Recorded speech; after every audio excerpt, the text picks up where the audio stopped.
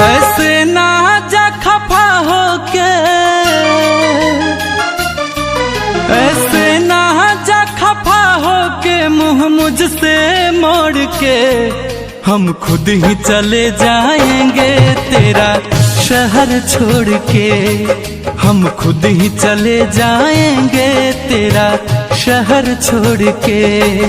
ऐसे ना जा खफा होके मुँह मुझसे मोड़ के, हम खुद ही चले जाएंगे तेरा शहर छोड़ के, हम खुद ही चले जाएंगे तेरा शहर छोड़ के।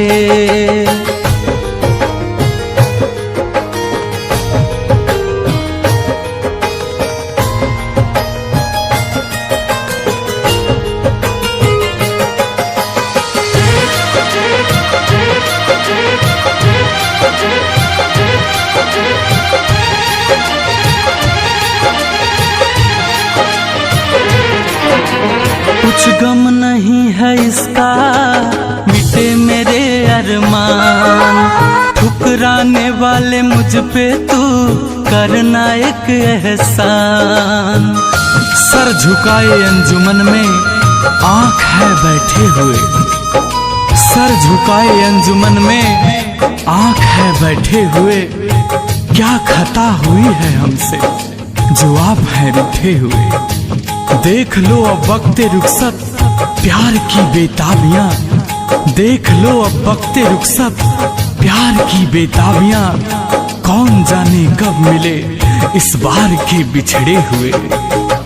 कुछ गम नहीं है इसका, मिटे मेरे अरमान, ठुकराने वाले मुझ पे तू करना एक एहसान। एहसास तुझे भी होगा, एहसास तुझे भी होगा दिल मेरा तोड़ के, हम खुद ही चले जाएंगे तेरा शहर छोड़ के, हम खुद ही चले जाएंगे तेरा शहर छोड़ के।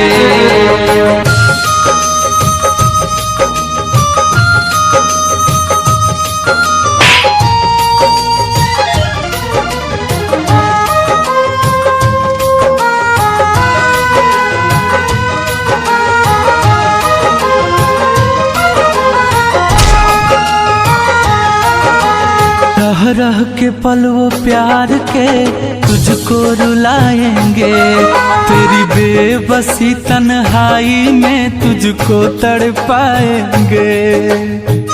भरोसा मत करो सांसों की डोरी छूट जाती है, भरोसा मत करो सांसों की डोरी छूट जाती है, ये छतें महफूज रहती है हवेली टूट जाती है।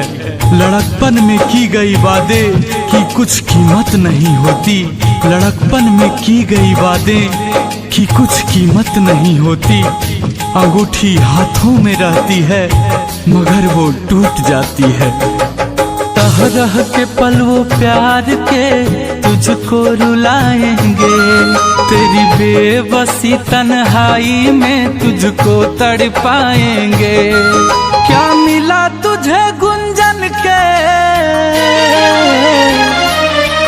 क्या मिला तुझे गुंजन के सपने मरोड़ के, हम खुद ही चले जाएंगे तेरा शहर छोड़ के, हम खुद ही चले